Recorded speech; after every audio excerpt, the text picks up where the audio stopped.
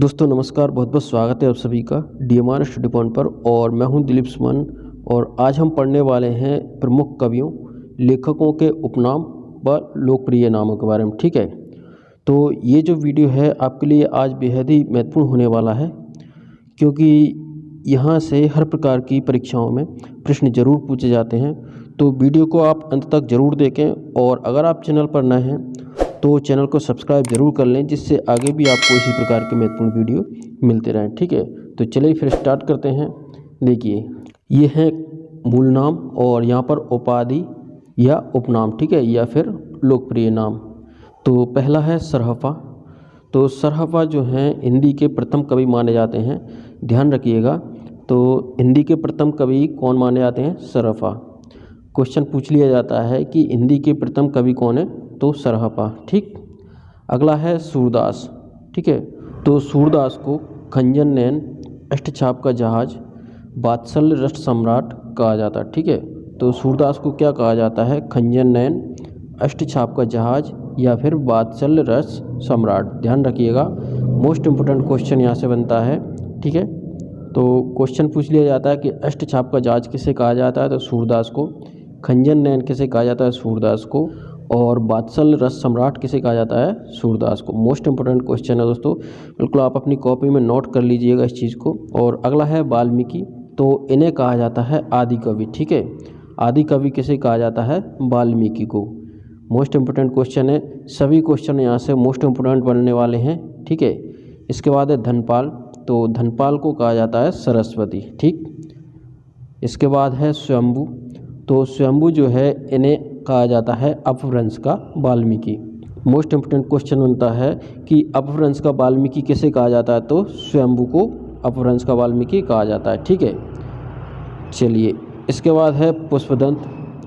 तो पुष्पदंत को कहा जाता है हिंदी का भवभूति। ठीक है, ध्यान रखिएगा, पुष्पदंत को क्या कहा जाता है? हिंदी का भवभूति। या क्वेश्चन पूछ लिया जाता है हिंदी का भवभूति किसे कहा जाता है, तो पुष्पदंत को। ठीक, इसके बाद देखिए हेमचंद्र। तो हेमचंद्र को कहा जाता है प्रकृति का पाणि या फिर कलिकाल का सर्वज्ञ।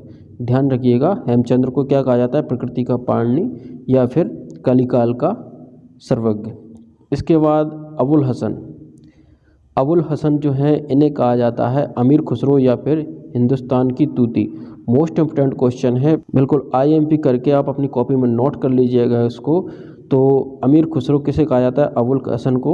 या फिर हिंदुस्तान की तूती किसे कहा जाता है? अबुल हसन को। ठीक है, और असायत। तो असायत को कहा जाता है प्रथम सूफी कवि। ध्यान रखिएगा, मोस्ट इम्पोर्टेंट क्वेश्चन यहाँ से बनता है, प्रथम सूफी कवि किसे कहा जाता है, तो असायत को। ठीक, इसके बाद है विद्यापति। देखिए, एक एक क्वेश्चन यहाँ से बेहद महत्वपूर्ण मिल रहा है आपको, बिल्कुल सिलेक्टेड क्वेश्चन है। तो विद्यापति को क्या कहा जाता है? मैथिल कोकिल। ध्यान रखिएगा, मैथिल कोकिल किसे कहा जाता है? विद्यापति को। ठीक है, चलिए अगला है नंददास। तो नंददास जो है इन्हें कहा जाता है जड़िया और गड़िया कवि। ठीक है, ध्यान रखिएगा, मोस्ट इंपोर्टेंट क्वेश्चन है, जड़िया कवि किसे कहा जाता है? नंददास को। इसके बाद देखिए हरिश्चंद्र। तो हरिश्चंद्र को कहा जाता है हिंदी नवजागरण का अग्रदूत या फिर हिंदी साहित्य में आधुनिकता के जन्मदाता। मोस्ट इंपोर्टेंट क्वेश्चन बनते हैं यहाँ से, ये दोनों ही क्वेश्चन इंपोर्टेंट हैं। ठीक है, तो हरिश्चंद्र जो हैं इन्हें क्या कहा जाता है? हिंदी नवजागरण का अग्रदूत और हिंदी साहित्य में आधुनिकता के जन्मदाता कौन माने जाते हैं? हरिश्चंद्र। ठीक है, ध्यान रखिएगा। और अगला जो है तुलसीदास हैं। तो तुलसीदास को कहा जाता है लोकनायक, मानस का हंस या फिर कवि शिरोमणि। ध्यान रखिएगा, क्वेश्चन पूछ लिया जाता है कि लोकनायक किसे कहा जाता है, तो तुलसीदास को कहा जाता है। ठीक है, मानस का हंस कहा जाता है तुलसीदास को, और कवि शिरोमणि भी तुलसीदास को ही कहा जाता है। ठीक है, तीन तीन क्वेश्चन यहाँ से बनते हैं, मोस्ट इंपोर्टेंट है, एक एक क्वेश्चन यहाँ से बेहद महत्वपूर्ण है। ठीक है, ध्यान रखिएगा इनको। और इसके बाद देखिए केशवदास। केशवदास जो हैं इनको कहा जाता है कठिन काव्य का प्रेत। मोस्ट इंपोर्टेंट क्वेश्चन बनता है दोस्तों, केशवदास को क्या कहा जाता है? कठिन काव्य का प्रेत। ध्यान रखिएगा, क्वेश्चन पूछ लिया जाता है कि कठिन काव्य का प्रेत किसे कहा जाता है, तो केशवदास को। ठीक, इसके बाद देखिए हीरानंद, सच्चिदानंद वात्सायन, इनको कहा जाता है अज्ञेय। या कठिन गद्य का प्रेत या फिर कुट्टी चातन। ठीक है, तो अभी आपने यहाँ पर देखा था कि कठिन काव्य का प्रेत किसे कहा जाता है। कठिन काव्य का प्रेत कहा जाता है केशवदास को। ठीक है, और कठिन गद्य का प्रेत किसे कहा जाता है। कठिन गद्य का प्रेत कहा जाता है हीरानंद सच्चिदानंद बादशाह को। ध्यान रखिएगा, कंफ्यूज नहीं होना है आपको। कठिन काव्य का प्रेत केशवदास और कठिन गद्य का प्रेत हीरानंद सच्चिदानंद बादशाह। ठीक है, तो यहाँ से आप देखिए का केशव में क्या आ रहा है, सबसे पहले का आ रहा है, तो यहाँ से, और काव्य में क्या आ रहा है का, तो का से आप का ध्यान रखिएगा तो आपको कठिन काव्य का प्रेत केशवदास मिल जाएगा और कठिन गद्य का प्रेत हीरानंद सच्चिदानंद बादशाह। ठीक है, और इनको क्या कहा जाता है, अज्ञेय कहा जाता है। हीरानंद सच्चिदानंद बादशाह इनको क्या कहा जाता है, अज्ञेय, और कुट्टी चातन भी इन्हीं को कहा जाता है। ठीक, चलिए इसके बाद देखिए घनानंद। तो घनानंद जो है इन्हें कहा जाता है प्रेम की पीर का कवि या फिर साक्षात रसमूर्ति। मोस्ट इम्पोर्टेंट क्वेश्चन है, प्रत्येक क्वेश्चन इम्पोर्टेंट है, इसलिए आप वीडियो को बिल्कुल ध्यान से देखते चलिए और अपनी कॉपी में नोट भी कर लीजिए या फिर यहाँ से आप स्क्रीनशॉट भी ले सकते हैं। ठीक है, और अगर आपको वीडियो अच्छा लग रहा है तो इसको लाइक करें। ठीक है, साथ ही चैनल को सब्सक्राइब करें और शेयर ज़रूर करें दोस्तों। ठीक है, तो चलिए इसके बाद देखिए घनानंद जो हैं इन्हें क्या कहा जाता है, प्रेम की पीर का कवि और साक्षात रस मूर्ति। अगले हैं शिव प्रसाद सिंह, तो इन्हें कहा जाता है सितारे हिंद। ठीक है, तो सितारे हिंद किसे कहा जाता है, शिव प्रसाद सिंह को। मोस्ट इम्पोर्टेंट क्वेश्चन है। इसके बाद देखिए अयोध्या सिंह उपाध्याय, तो इनको कहा जाता है हरिऔध या फिर कवि सम्राट। ध्यान रखिएगा, अयोध्या सिंह उपाध्याय को क्या कहा जाता है, हरिऔध या फिर कवि सम्राट। इम्पोर्टेंट क्वेश्चन है, एक एक क्वेश्चन यहाँ से बेहद महत्वपूर्ण है। ध्यानपूर्वक वीडियो को देखते चलिए, साथ ही आप नोट कर सकते हैं तो नोट करिए या फिर स्क्रीनशॉट जरूर ले लीजिएगा। ठीक है, इसके बाद देखिए मैथिली शरण गुप्त, तो मैथिली शरण गुप्त को कहा जाता है राष्ट्र कवि। ठीक है, राष्ट्र कवि किसे कहा जाता है, मैथिली शरण गुप्त को। ठीक, बाल मुकुंद गुप्त हैं, इनको कहा जाता है शिव शंभु। ठीक है, शिव शंभु किसे कहा जाता है, बाल मुकुंद गुप्त को। इसके बाद अगले हैं सूर्यकांत त्रिपाठी। ठीक है, तो इन्हें कहा जाता है निराला या फिर साहित्य शार्दूल। ठीक है, यहाँ से इम्पोर्टेंट क्वेश्चन बनता है कि साहित्य शार्दूल किसे कहा जाता है, तो साहित्य शार्दूल कहा जाता है सूर्यकांत त्रिपाठी को। ठीक है, और निराला भी इन्हीं को कहा जाता है। ठीक है, लेकिन इम्पोर्टेंट क्या है, साहित्य शार्दूल वाला। ठीक है, तो साहित्य शार्दूल किसे कहा जाता है, सूर्यकांत त्रिपाठी को। इसके बाद जयशंकर प्रसाद, तो जयशंकर प्रसाद को कहा जाता है कलाधर। ठीक है, इसको याद कैसे कर सकते हैं आप, शंकर जी हैं हमारे, शंकर भगवान जो हैं वो कैसे हैं, कलाकार हैं। ठीक है, तो इस प्रकार से हम याद रख सकते हैं। तो कलाधर किसे कहा जाता है, जयशंकर प्रसाद को। ध्यान रखिएगा, इम्पोर्टेंट क्वेश्चन है। इसके बाद महादेवी वर्मा, तो महादेवी वर्मा को कहा जाता है आधुनिक युग की मीरा। इम्पोर्टेंट क्वेश्चन है, बेहद महत्वपूर्ण क्वेश्चन है, IMP करके आप जरूर अपनी कॉपी में नोट कर लीजिएगा इसको।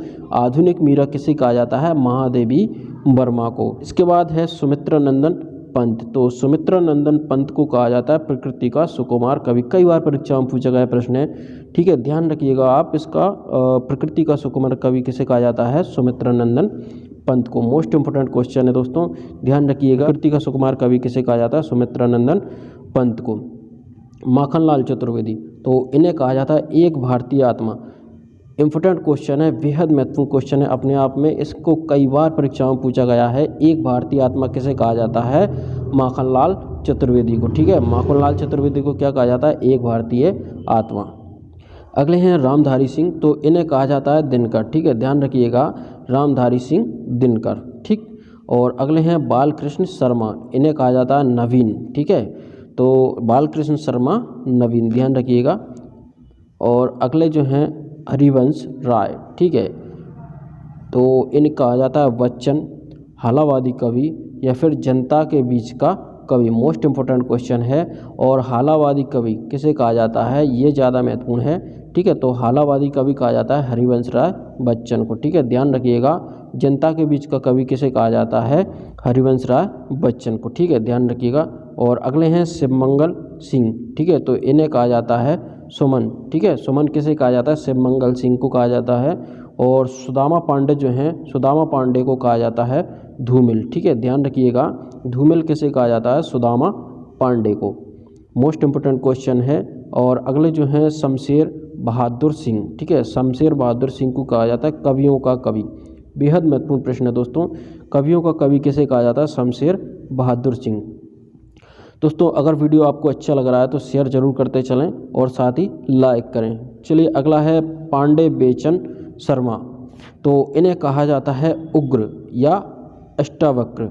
ध्यान रखिएगा, उग्र या अष्टावक्र किसे कहा जाता है? पांडे बेचन शर्मा। मोस्ट इम्पोर्टेंट क्वेश्चन है। ठीक है, अगला है उपेंद्र नाथ। तो इन्हें कहा जाता है अस्क। ठीक है, ध्यान रखिएगा, अस्क किसे कहा जाता है? उपेंद्र नाथ को कहा जाता है। मोस्ट इम्पोर्टेंट क्वेश्चन है। और गजानन माधव को कहा जाता है मुक्तिबोध या फिर भयानक खबरों का कवि। मोस्ट इम्पोर्टेंट क्वेश्चन बनता है, भयानक खबरों का कवि किसे कहा जाता है? तो गजानन को कहा जाता है। या फिर मुक्तिबोध किसे कहा जाता है? तो गजानन को कहा जाता है। ठीक है, दुष्यंत कुमार जो हैं, इन्हें कहा जाता है हिंदी गज़लों के राजकुमार। ठीक है, तो हिंदी गज़लों के राजकुमार किसे कहा जाता है? दुष्यंत कुमार को कहा जाता है। मोस्ट इम्पोर्टेंट क्वेश्चन है, ध्यान रखिएगा। फणीश्वर नाथ को कहा जाता है रेणु या फिर धरती का धन। ठीक है, इम्पोर्टेंट क्वेश्चन बनता है, धरती का धन किसे कहा जाता है? फणीश्वर नाथ को कहा जाता है। ठीक है, और चंद्रधर शर्मा, इन्हें कहा जाता है गुलेरी। ध्यान रखिए, गुलेरी किसे कहा जाता है? चंद्रधर शर्मा को। ठीक है, तो चंद्रधर शर्मा गुलेरी। ठीक, और राजेंद्र वाला घोष, इन्हें कहा जाता है वंग महिला। मोस्ट इम्पोर्टेंट क्वेश्चन है, वंग महिला किसे कहा जाता है? राजेंद्र वाला घोष को कहा जाता है। कई बार परीक्षा में पूछा गया है। और देखिए ये प्रश्न अगला जो है, गणेश बिहारी मिश्र, श्याम बिहारी मिश्र और सुखदेव बिहारी मिश्र, इन तीनों भाइयों को कहा जाता है मिश्र बंधु। ठीक है, तो मोस्ट इम्पोर्टेंट क्वेश्चन है, कई बार परीक्षा में पूछा गया है, मिश्र बंधु किन्हें कहा जाता है? गणेश बिहारी मिश्र, श्याम बिहारी मिश्र और सुखदेव बिहारी मिश्र, इन्हीं तीनों भाइयों को कहा जाता है मिश्र बंधु। ध्यान रखिएगा, कंफ्यूज नहीं होना है आपको, गणेश, श्याम, सुख। ठीक है, और अगला जो है शरत चंद्र, शरत चंद्र को कहा जाता है आवारा मसीहा। ठीक है, आवारा मसीहा किसे कहा जाता है? शरत चंद्र को कहा जाता है। ठीक है, अगले जो है नंद दुलारे वाजपेयी, नंद दुलारे वाजपेयी को कहा जाता है स्वच्छंदतावादी आलोचक या फिर सौष्ठववादी। ध्यान रखिएगा, नंद दुलारे वाजपेयी को क्या कहा जाता है? स्वच्छंदतावादी आलोचक या फिर सौष्ठववादी कहा जाता है। ठीक, इम्पोर्टेंट क्वेश्चन है। अगले हैं रामचंद्र शुक्ल। रामचंद्र शुक्ल जो हैं, इन्हें कहा जाता है मुनि मार्ग के हिमायती। ठीक है, मुनि मार्ग के हिमायती किसे कहा जाता है? रामचंद्र शुक्ल को कहा जाता है। ठीक है, मोस्ट इम्पोर्टेंट क्वेश्चन है, ध्यान रखिएगा दोस्तों। तो अगले हैं धनपत राय। धनपत राय, तो इन्हें कहा जाता है प्रेमचंद। ठीक है, प्रेमचंद का मूल नाम क्या है? धनपत राय। ध्यान रखिएगा, इस प्रकार से भी पूछा जा सकता है कि प्रेमचंद का मूल नाम क्या है? तो धनपत राय। ठीक है, इसके बाद इन्हें उपन्यास सम्राट भी कहा जाता है, कलम का सिपाही भी कहा जाता है या फिर कहानी सम्राट। ठीक है, तो इन्हीं के नाम हैं प्रेमचंद, उपन्यास सम्राट, कलम का सिपाही और कहानी सम्राट। मोस्ट इम्पोर्टेंट क्वेश्चन है प्रेमचंद जी के बारे में, यहाँ से कई बार क्वेश्चन पूछे गए हैं, तो ध्यान रखिएगा। आप इसका स्क्रीनशॉट ले लें या फिर अपनी कॉपी में नोट कर लीजिएगा। और अगले हैं मनोहर लाल जोशी। इन्हें कहा जाता है कल के वैज्ञानिक। इम्पोर्टेंट क्वेश्चन है, कई बार परीक्षा में पूछा गया है, कल के वैज्ञानिक किसे कहा जाता है? मनोहर लाल जोशी को। ठीक है, और अगले हैं किशोर दास वाजपेयी। तो इन्हें कहा जाता है हिंदी के पाणिनि, किशोरी दास वाजपेयी। ठीक है, मोस्ट इम्पोर्टेंट क्वेश्चन है, हिंदी के पाणिनि किसे कहा जाता है? किशोरी दास वाजपेयी। ठीक, और अगले जो हैं नगेंद्र हैं और इन्हें कहा जाता है रसवादी आलोचक। ठीक है, तो दोस्तों एक एक प्रश्न यहाँ से बेहद महत्वपूर्ण है, बिल्कुल सिलेक्टेड क्वेश्चन है, यहाँ से कई बार परीक्षाओं में पूछे गए हैं। तो दोस्तों अगर आपको वीडियो अच्छा लगा है तो इसको लाइक करके शेयर जरूर करें, और अभी तक अगर आपने चैनल को सब्सक्राइब नहीं किया है तो इसी प्रकार के वीडियो पाने के लिए चैनल को सब्सक्राइब जरूर कर लें, जिससे आगे भी आपको इसी प्रकार का मोस्ट इम्पोर्टेंट वीडियो मिलते रहें। बहुत बहुत धन्यवाद।